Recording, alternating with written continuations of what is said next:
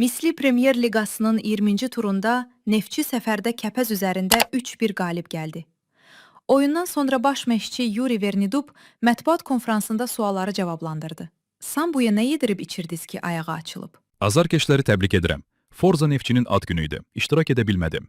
Sambu yaxşı formurdu. Abubakar yoxsa Sambu seçimi çətindir. Qol vururlar, komanda üçün oynayırlar. 2 həftə oynamayacaqsınız.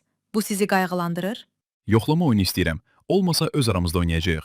Futbolçulara mükafat veriləcək? Ən böyük mükafat qələbədir. 3 xal qazandıq, daha yaxşı olacaq.